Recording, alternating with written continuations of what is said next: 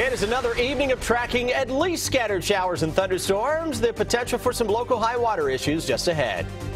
The park behind me has seen some violence recently, but an event this weekend is aiming to take it back for local families. The family of a missing Bardstown woman and mother of 5 is increasing the reward in the case. We'll have the latest. Tracking, alerting, protecting. WKYT News starts now with First Alert Weather.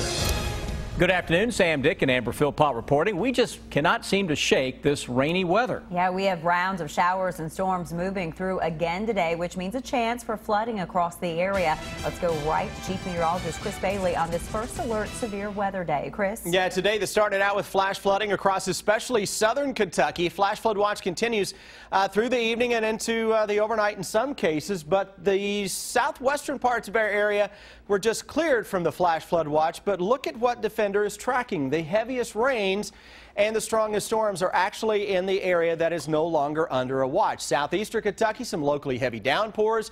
You get into southern Kentucky, just to the south of Barberville, Knox County, over toward Williamsburg and southward toward the Tennessee border. Flood warning carries us through 10 o'clock this evening. From the earlier rain, still a couple of creeks and streams that are out of their banks slowly, though, beginning to recede. Look what's developing here from Pulaski County back to the west. That is a line of slow-moving showers and storms that continues to rev up. And again, these are slow movers, tropical rain producers.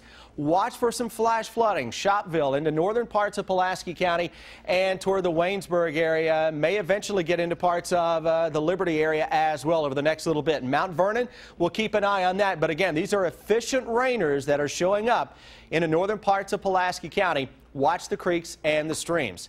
Like First Alert Defender across the Bluegrass region. Not a whole lot. Yeah, we've had some on and off rains for the better part of the day, but as of now, nothing like what we were tracking last night. Some heavier downpours into parts of northeastern Kentucky, though. Let's put everything into motion.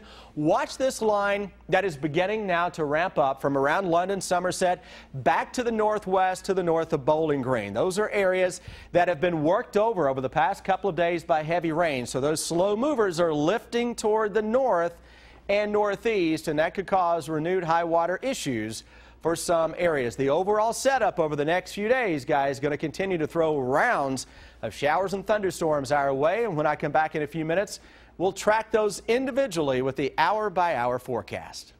Chris, thank you. The National Weather Service confirming an EF0 tornado touched down in Flemingsburg last night. It ripped through a small area on Maysville Road. The tornado destroyed a shed and knocked down trees. There were no reports of any injuries. Yesterday's storms are also to blame for damage to a central Kentucky distillery. Strong winds ripped the roof off of a warehouse at Heaven Hills Brands in Nelson County. We're being told that according to the National Weather Service, the winds are around 95 miles per hour. A second warehouse that stores about 19,000 barrels of bourbon was also damaged. The master distiller says it will take some time to repair all the damage. After a string of recent violence in Douglas Park that killed 1 and injured 4 others, community leaders in Lexington are trying to make it a safer place. This weekend, those leaders and activists will participate in a community fun day at Douglas Park. Our Victor Puente has the details. 2.5 weeks ago, 5 people were shot here at Douglas Park. On Monday night, a man was shot just across the street. The people who love this area tell us they're hoping an event this weekend will rally the community against that type of violence. On June 21st, 5 people were shot during a basketball tournament at Douglas Park. One of them, Kwame El Amin, died. On Monday night, a man walking on Greenwood Avenue was shot in the lower extremities. He's expected to be okay, but police are still searching for the shooter. This weekend, an event will be held at the park in an effort to bring families together to take it back from the recent violence. One of the organizers is with the National Alliance on Mental Illness. She says not only is she trying to raise awareness and reduce the stigma associated with mental diseases, she's also trying to show that the park is a place families can come together.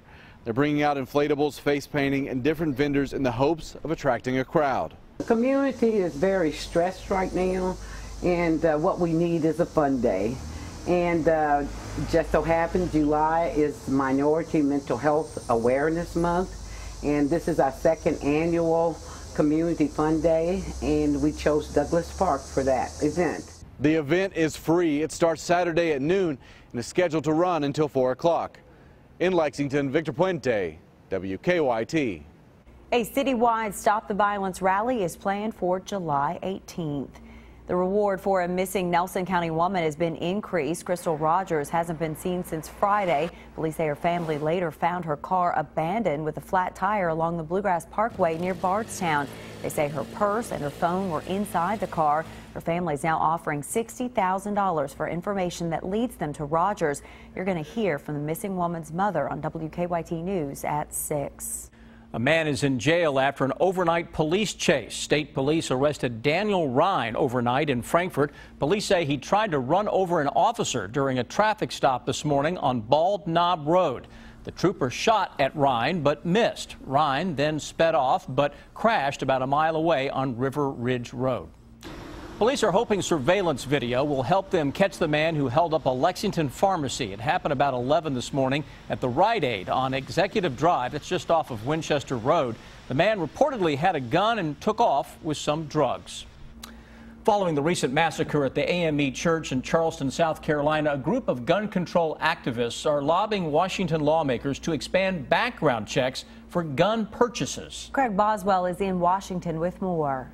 One by one, victims of gun violence called on Congress to approve gun control legislation. I am Charleston, and I demand that this Congress finally give us a vote. The group from Charleston, South Carolina included Andre Duncan. His aunt, Myra Thompson, was gunned down along with 8 others inside the Emmanuel African Methodist Episcopal Church 3 weeks ago. This will save lives, period. The Brady Campaign to Prevent Gun Violence and a trio of lawmakers want a vote on expanded background checks for gun purchases, including online sales and gun shows. Background checks are the first line of defense. Similar legislation fell short in Congress in 2013. Gun rights advocates have already lined up a defense against the current bill. The National Shooting Sports Foundation issued a statement saying, unfortunately, the proposal of the Brady campaign to expand the background check system would not have prevented the tragedy in Charleston. It is not a panacea, and we cannot support it. The firearms industry says states need to report better records to FBI databases to help prevent illegal firearms transfers. Craig Boswell, CBS News, Capitol Hill. The Brady Campaign to Prevent Gun Violence says more than 80 people die every day in America as a result of gun-related violence.